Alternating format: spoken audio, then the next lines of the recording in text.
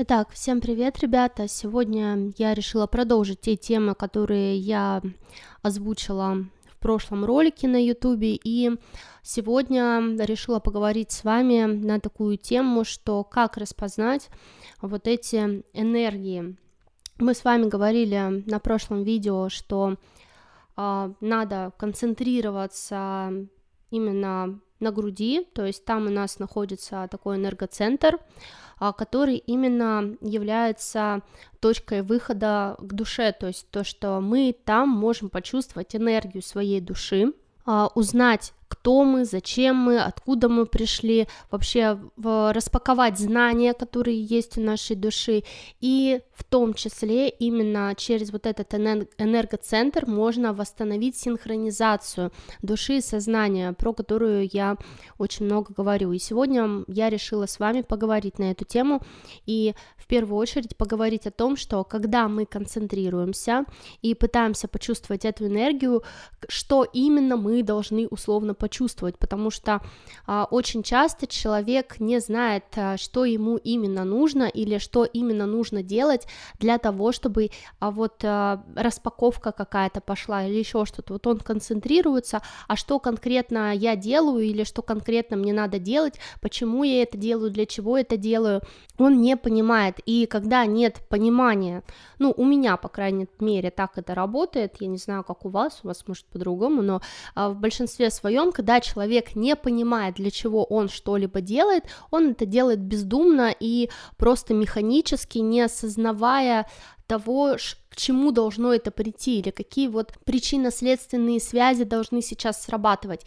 И поэтому у него нет результата, я так считаю, и поэтому я решила на эту тему поговорить, может быть, кому-то это поможет именно восстановить вот эту связь и также начать улавливать энергии своей души, начать улавливать больше распаковки вот эти, которые у вас идут, и таким образом познать и осознать себя. Итак, да и вообще, в принципе, знаете, это поможет вам не только к тому, чтобы там почувствовать энергию своей души, но и к тому, чтобы начать расшифровывать энергию вообще окружающего пространства.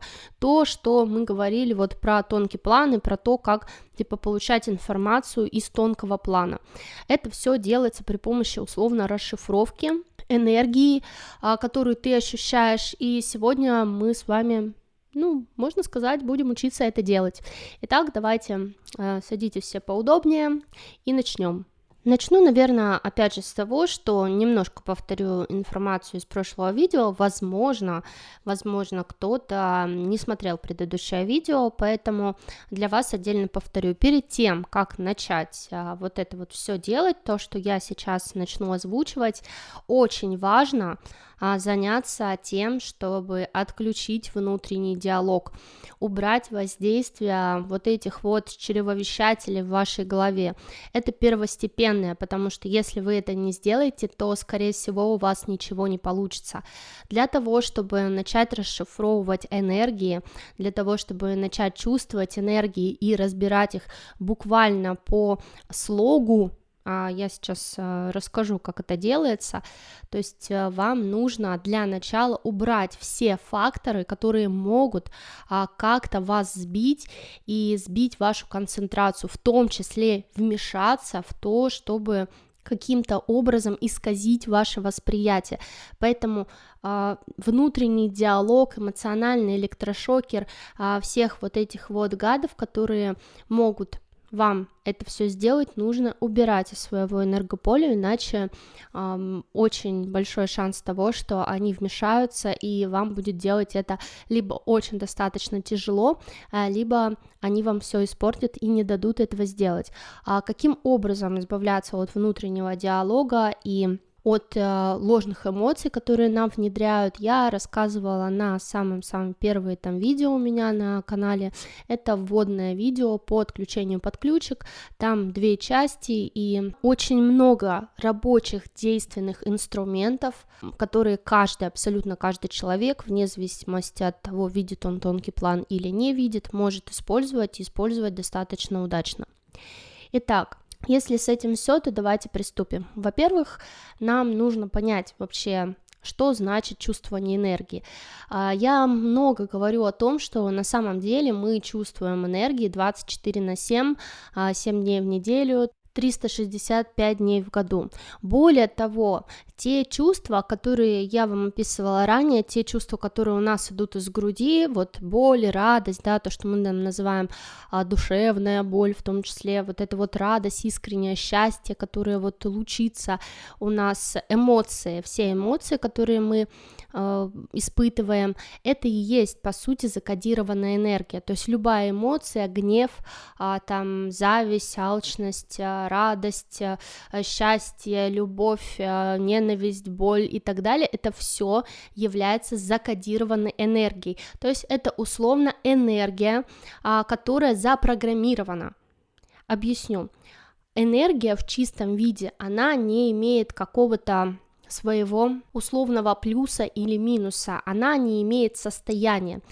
Состояние энергии, любой энергии задает именно душа, то есть поэтому я говорю, есть основной такой закон во Вселенной, что энергия материи подчиняется энергии души, то есть это не просто так. Энергия материи, по сути, это универсальная энергия, которая не только является той самой энергии, которая вот реализуется в пространстве, то есть наша душа тоже излучает энергию, как бы два вида энергии, которые взаимодействуют друг с другом, из которого состоит вся Вселенная, то есть по сути два вида, да, первое это энергия души, второе это энергия материи. Энергия материи это все, что вообще простроено вокруг нас, то есть это полностью вся физика простроенная, это полностью все параллели, все, да, вот это вот вся физика, которая есть во всех мерностях, во всех своих проявлениях и так далее, это является энергия материи, так же, как и наша душа, ее свет, это есть свет, та самая энергия души, которая взаимодействует, воздействует даже, скажем так, на энергию мироздания, заставляя ее принимать те или иные формы. Поэтому работает материя, поэтому вообще Вселенная выглядит так, как мы хотим, то есть есть творцы высокого порядка, которые могут формировать целые мини-вселенные, целые мироздания, создавать это все. Почему? Потому что энергия материи подчиняется, то есть фактически перестраивается под намерение души, потому что то, что любое проявление, вообще вот, чтобы вы понимали, любое проявление души, ее света, ее эмоции, а по сути все, что мы чувствуем, это эмоции, эмоциональный окрас некий, и эмоции это более сложные, чем, допустим, мы привыкли делать, то есть то, что многие говорят, там, вкладывая в слово мыслеобраз, мы типа вот какой-то мыслеобразами думаем, мы не думаем словами, я об этом очень давно говорила, и слова это просто бла-бла-бла, на самом деле есть всеобщий язык, я это знала с детства, с самого-самого маленького, и я знала, что на этом всеобщем языке, условно, это язык энергии, и на этом языке, это язык энергии, разговаривают все без исключения души. То есть все души, маленькие растения, животные, люди, там, пришельцы из космоса, другие параллели, там везде все общение идет на языке энергии. Мы разговариваем не по-русски, не по-китайски, не по-вьетнамски, я там не знаю, не по-французски, а именно на языке энергии. И до сих пор мы, сами того не осознавая, между нашими энергосвязями, которые текут просто непрерывно, у каждого человека есть сотни, просто тысячи энергосвязей, которые его душа постоянно вот находится в таком энергообмене. Есть очень много вот этого постоянного энергообмена между собой, с другими людьми, с их реальностями и так далее. Все это в совокупности идет на всеобщем языке энергии, то есть зашифровывается не в 0110, не в какие-то там еще циклы, а в эмоции. Поэтому если мы говорим о том, что такое условно расшифровка энергии, то есть как по энергии какой-то понять, что за ситуация была, как по энергии понять, там, я не знаю, что за человек стоит перед тобой, мы много говорим о том, что мы обладаем таким даром, как эмпатия. То есть, когда ты подходишь, и ты можешь понять, что там в душе у другого человека. Нам психология говорит о том, что мы можем поставить себя на место другого человека, но нет, не только. Мы можем ощущать то, что ощущает этот человек в прямом смысле того слова. И некоторые люди, которые обладают эмпатией, реально обладают, у которых не то чтобы обладают, а у которых этот самый признак настроен повыше, то есть у которых есть более такое тонкоплановое чувствование, они будут не просто ставить себя на место этого человека какого-то, они будут чувствовать эмоции этого человека как на себе, как будто свои собственные, пропуская через свои энергосвязи энергию этих людей и понимать, что сейчас происходит с этими людьми.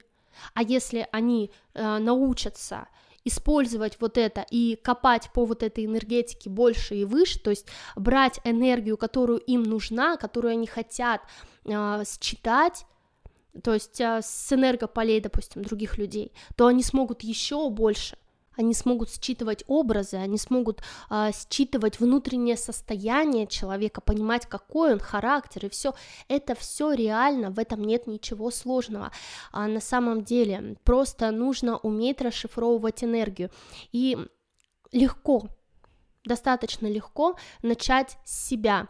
На самом деле мы привыкли, нас приучили так, что мы больше ориентируемся на физику, то есть на то, чтобы воспринимать физический мир, концентрироваться на то, что мы видим в физическом мире, и как бы очень мало внимания уделять внутрь себя и собственных ощущений. Более того, то, что я замечаю у людей, что они вообще, в принципе, собственные ощущения практически выкидывают из головы. Сколько такого я слышу, когда мне говорят: вот я, значит, началась у меня головная боль, я сконцентрировался, мне показалось, что кто-то пытается мне просверлить голову, я подумал: ой, наверное, показалось. То есть, когда люди не доверяют, более того, мало того, что они не замечают этих ощущений, они от них откидывают, то есть как выбрасывают их, еще и не верят сами себе, то есть не верят собственным ощущениям, не доверяют собственному чувствованию вот этому, и доверяют больше вот этому дурацкому диалогу в своей голове, которому верить вообще абсолютно нельзя. То есть обратное, вот такое вот идет восприятие мира, неправильное восприятие мира. Почему оно неправильное, я объясню. Понятное дело, что вот этот внутренний диалог — это навязываемые нам мысли, навязываемые тонкоплановыми сущностями, о чем мы с вами уже говорили. А вот наши ощущения, именно наши чувствования, вот эта чуйка, как там мы говорим, там какое-то там шестое чувство и так далее, но на самом деле оно никакое не шестое. На самом деле мы действительно способны воспринимать всю энергию вокруг нас. И то есть, если бы мы мы научимся концентрироваться по большей степени не на том, что нас окружает, и верить там условно глазам или тому, что там вещает в нашей голове, а научимся чувствовать свои собственные эмоции, чувствовать вот ту самую чуйку, шестое чувство, которое есть внутри нас, научимся расшифровывать вот эту энергию, тогда мы научимся и поймем, что такое тонкий план, ребят. Вот так это как-то работает. И давайте начнем. То есть насчет того, что вообще энергия, когда она обретает форму в событии, смотрите, я вам уже объяснила, что, по сути, энергия материи сама по себе, она хаотична, то есть это просто хаос, который я называю единицей Творца, первоначальная единица Творца. Почему? Потому что любой Творец, а любая душа — это Творец, неважно, какая она там, первой плотности, второй, третьей, или любая душа, она априори является Творцом, потому что она способна своей энергией, своим прямым намерением, а любое ее проявление в жизни — это намерение, по сути, она способна влиять на материю. И кто-то больше, кто-то меньше, в зависимости от того, насколько душа высока, то есть насколько она набрала свой потенциал, сколько у нее потенциала. Так вот, Она сама себе выставляет границы, она сама выставляет себе условия, она сама играет в этой вселенной так, как она хочет, по своим правилам. Никто не может навязать душе какие-то левые правила, кроме нее самой. А любое ее проявление во Вселенную — это эмоция. То есть мы вообще воспринимаем весь мир, все вокруг себя при помощи эмоций. То есть, глядя на что-то, мы сразу же испытываем, нравится нам это, не нравится, то есть как мы относимся к тому или иному, интересно нам, неинтересно и так далее. То есть, по сути, мы мыслим не мыслями, мы мыслим действительно эмоциями. То есть, если мы говорим о языке энергии, то весь язык энергии, по сути, это поток эмоций, отношение к тому или иному событию, вообще то, что ты видишь в том или ином событии, это творческое проявление души, то есть эмоции, отношения, вот это все, это творческое проявление души. Поэтому, когда мы считываем с тонкого плана, допустим, какое-то событие, это событие было создано при совокупности энергий. То есть, смотрите, когда человек, его эмоции какие-то, то есть эмоции души, а это намерение, намерение — это эмоция на самом деле, то есть это яркая образная эмоция, которую человек запускает как раз-таки вот в эту материю, в пространство, и эта эмоция начинает преобразовываться, то есть реализоваться материей. Это так работает Вселенная вообще, по сути, это и есть вот тот самый момент творения. Многие творческие люди, наверное, поймут, когда из них идет вот это вот, оно идет из груди, то есть вот этот вот полет, ощущение полета, когда ты творишь, то есть когда у тебя вот то, что там называют муза, да, условно, или вдохновение, вот лучшее слово вдохновение, когда у тебя идет полет фантазии, полет видения, полет еще чего-то, ты, то есть там, неважно, что ты делаешь, рисуешь, поешь, еще что-то, вот это вот состояние, его ни с чем невозможно перепутать, состояние вдохновения. И это вдохновение, оно идет потоком из тебя. Когда идет поток, вот этот вдохновение, условно, человек именно энергию вырабатывает в пространство, и эта энергия начинает работать в пространстве, то есть она начинает работать с материей и начинают формироваться какие-то события условно. Так вот, когда мы считываем тонкий план, мы тоже считываем, по сути, эмоции, потому что эти эмоции были тем, что сформировало подобное намерение. То есть любое событие, любая вещь, которая есть, любое проявление, которое есть вообще в мире, оно имеет свою эмоцию. В том числе мыслеобразную эмоцию, потому что мыслеобраз — это каркас, это намерение, то есть это та же самая мысль, та же самая эмоция, только уже которая имеет более какой-то осмысленный образный рисунок, то есть образное представление. Допустим, те же самые художники, когда они рисуют картину, вот эта вот эмоция, которую они испытывают, она предстает у них перед глазами в виде образа. Это нормальное явление, то есть любые наши проявления эмоций, в том числе они идут образные. Так вот, любое событие имеет вот в своей основе вот такие энергии. Поэтому, когда мы считываем тонкий план, мы вот эти энергии улавливаем. То есть мы считываем базовые вот эти вот условные эмоции, при помощи которых было запрограммировано то или иное событие, понимаете? Я надеюсь, это понятно.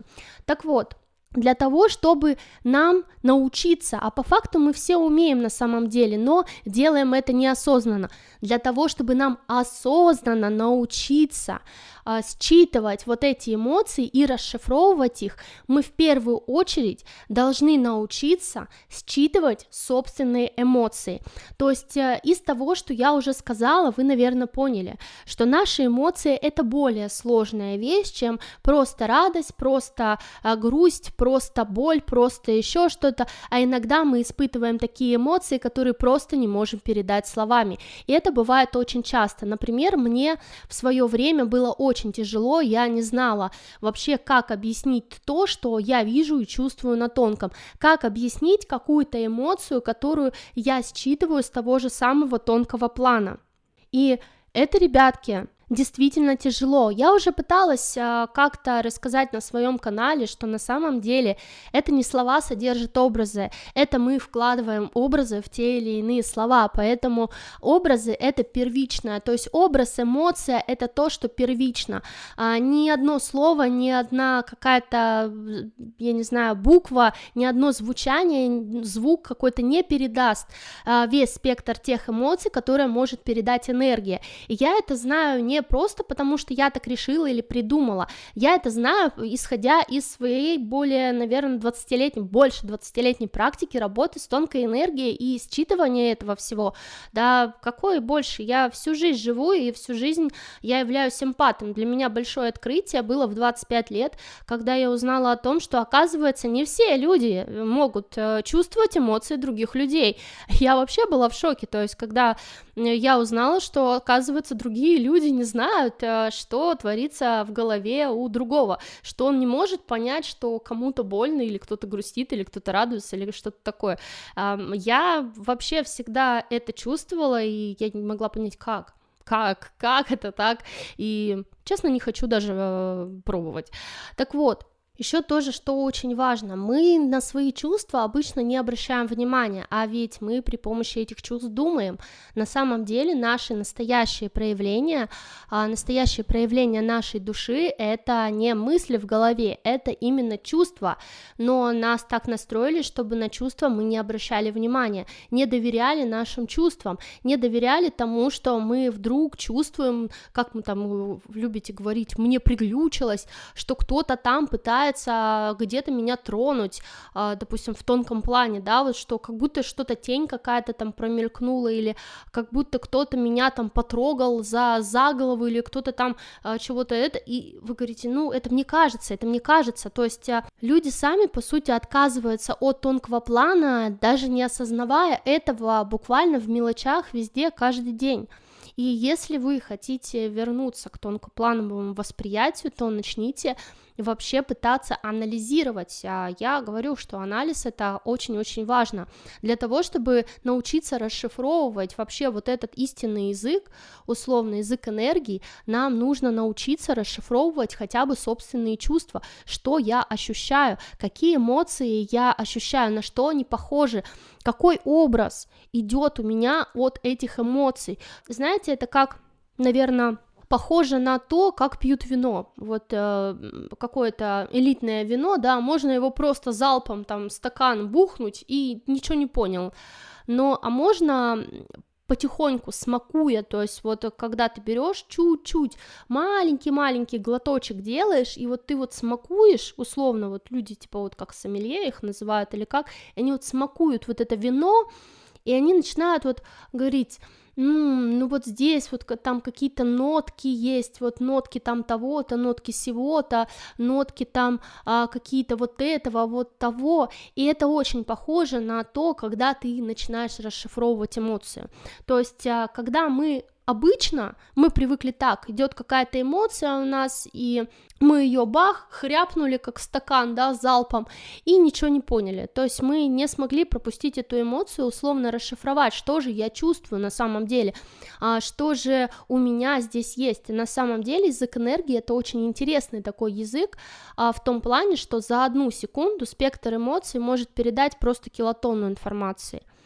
Это тоже вот тот факт, который я вот видела много раз, сталкиваясь вообще с работой с энергией и прочим, буквально одна мысль, то есть один вот микрощелчок какой-то в вашей голове содержит килотонны информации, может содержать одна эмоция, которую вы вспышкой ощущаете, она содержит там целый букет, условно, целый букет различных вот этих вот проявлений, помимо того, вы даже не успели понять, что вы почувствовали, поэтому, ребята, когда вы хотите научиться видеть тонкий план, чувствовать тонкий план, тем более, если вы хотите там попытаться, да, какие-то события смотреть на тонком плане, еще что-то, вам нужно научиться считывать язык энергии в первую очередь, потому что тонкий план это в первую очередь за язык энергии, опять же, Когда вы концентрируетесь на собственном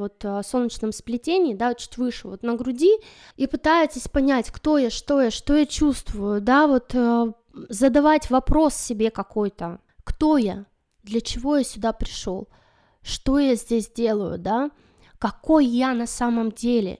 И в этот момент что вам нужно сделать?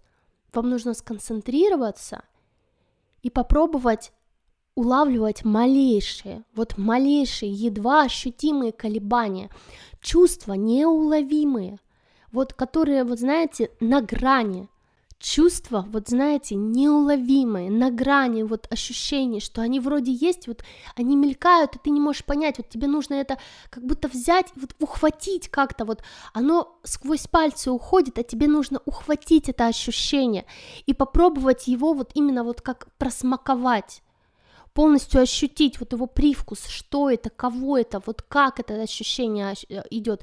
И я это в свое время сравнивала, как разматывать какую-то киноленту, условно. То есть ты ловишь какой-то поток, там очень быстро все, то есть это ощущение, оно мелькает очень быстро, а тебе нужно его не то чтобы замедлить, а тебе нужно поймать его, ухватить, то есть как запечатлеть у себя в памяти, в ощущении, это ощущение как запечатать в своем сознании, отпечатать в своем сознании как именно состояние. То есть, по сути, мне нравится слово «состояние», то есть состояние, в котором я пребываю. Состояние, я вам рассказывала, что души делают тот или иной опыт, то есть приобретают все для того, чтобы познать различные состояния, в том числе они в разных телах проходят, в разных... Для чего? Для того, чтобы испытать разные эмоции, для того, чтобы испытать разные состояния. Состояние — это именно то, как я ощущаю себя здесь и сейчас, находясь в таком теле, находясь в таких условиях и так далее. И в принципе это состояние, оно условно состоит из множества эмоций, которые в совокупности выражают одну общую эмоцию. То есть понимаете, насколько это сложные чувства на самом деле мы испытываем. И эти сложные чувства, оно как вспышка, которая просто пуф, эта вспышка состояния, и нам надо его успеть словить. И потом это состояние попробовать расшифровать, как киноленту, разложить его на эти кадры. Понимаете? Оно у нас быстро так мелькнуло, а нам надо условно его замедлить и разложить на кадры. Из каких именно эмоций состоит это состояние? То есть оно есть общее, но нам надо понять, то есть, что в этом состоянии мы испытываем, грустно нам или радостно, как в этом состоянии мы себя ощущаем, сильным или слабым, как именно в этом состоянии, пребывая в нем, мы относимся к окружающему пространству, нравится оно нам или не нравится. Это состояние состоит из сотни спектров, и именно эти спектры нам надо научиться ловить, понимать и ощущать и расшифровывать. Тогда мы можем говорить о том, что мы улавливаем язык энергии, тогда мы можем говорить о том, что мы считываем тонкий план и считываем тонкоплановые состояния, то есть тонкоплановые энергии. Понимаете, ребята, ощущение, эта расшифровка, и когда мы говорим как раз-таки про то, что намерение, вылет на тонкий условно и так далее, это совокупность.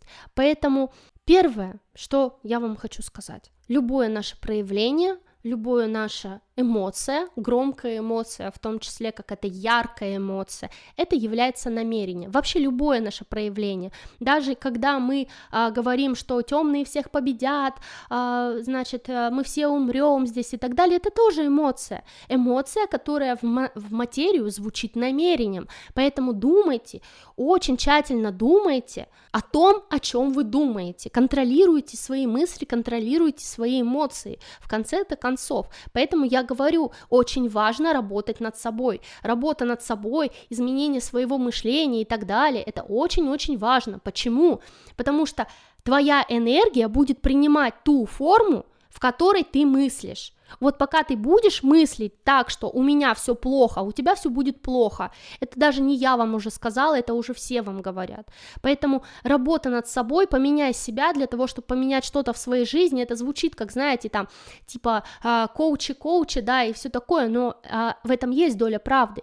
Но доля правды, она не в том, что там, значит, нужно вам мотивацию какую-то получать, еще что-то, нет.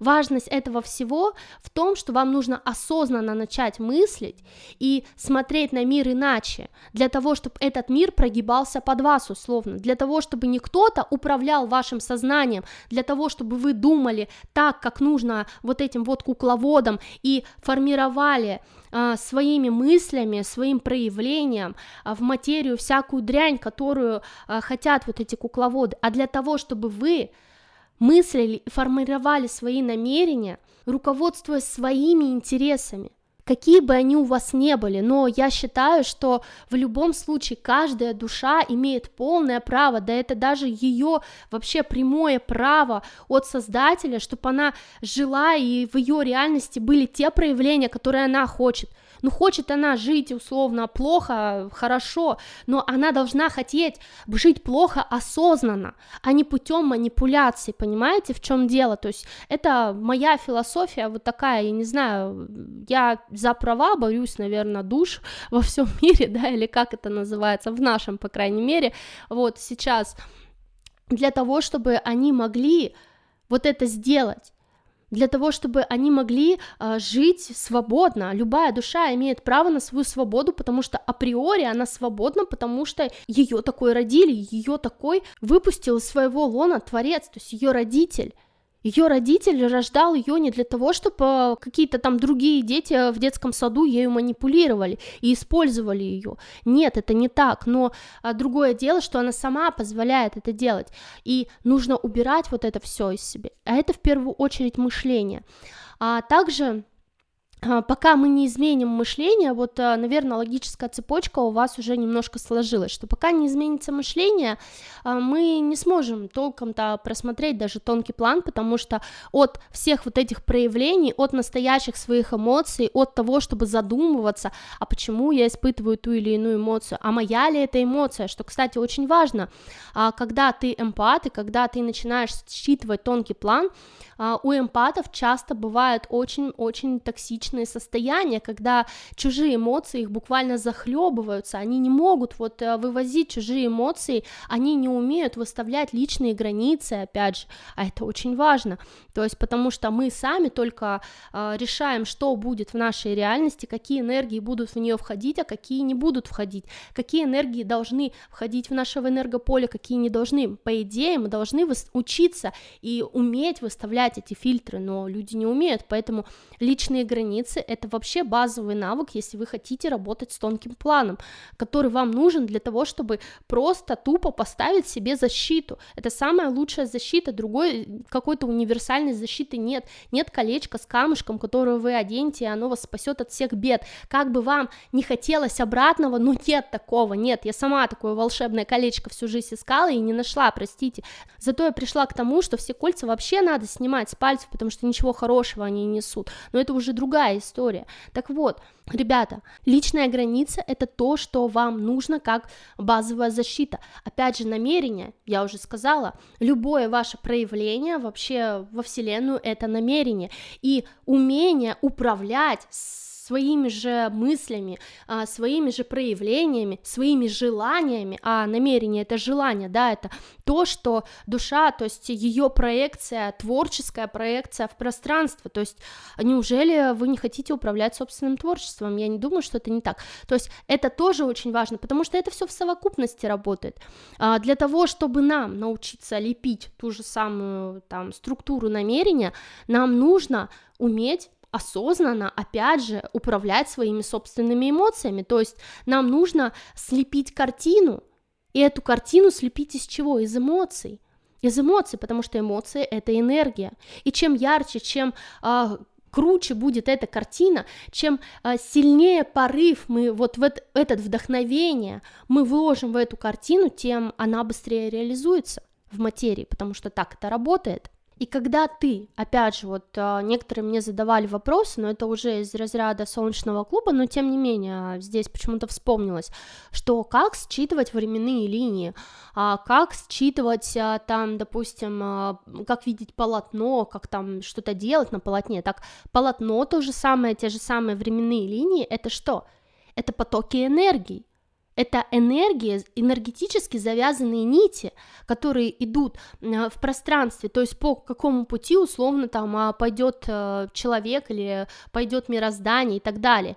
И из чего оно состоит? Из той же самой энергии. То есть вот эти временные потоки, которые двигаются в пространстве, то есть это же материя, которая идет по каркасам намерения. Потому что все временные линии так или иначе являются вот этими самыми каркасами намерения. Это просто банальная физика, ничего больше. То есть мы сами, смотрите, мы создаем намерения, осознанно, неосознанно это уже не является чем-то. То есть наше проявление души – это эмоция, которую мы выражаем в пространство условной материи. Материя, являясь по своей сути хаосом, приходит к порядку только когда получает вторую часть энергии, то есть энергию души. Когда энергия души касается энергии материи, то она приводит этот хаос к порядку, тому порядку, которое условно вот эта энергия создалась в мыслеобразе. То есть какой мы вот этот поток энергии выпустим, какую эмоцию мы испытаем, такой каркас сформируется на тонком плане, условно. Это так и работает.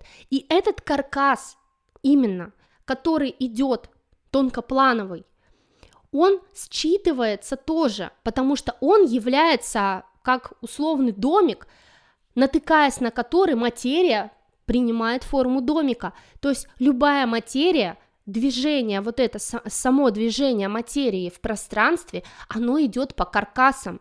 Все вокруг вас это каркасы. Ваш стол, ваш стул, диван, на котором вы сидите, телевизор, который вы смотрите, это все каркасы. Каркасы, двигаясь по которым материя приобретает ту или иную форму вашего стола, стула или телевизора. Даже наши тела в каком-то смысле это тоже определенные тонкоплановые каркасы. То есть каркасы есть разных видов, но в любом случае то, что мы называем, допустим, там различными пространствами, это же тоже каркасы. То есть кто-то задал этим пространствам определенную форму, кто-то задал им определенные параметры. Даже физика, которая здесь есть у нас, то, что яблоко падает вниз, а не наверх, это тоже параметры, которые были заданы конкретно на нашем мироздании в каркасах. То есть это все будет работать. Вселенная, физика Вселенной, это каркасы, которые выстроили конкретно души, то есть в различных своих проявлениях.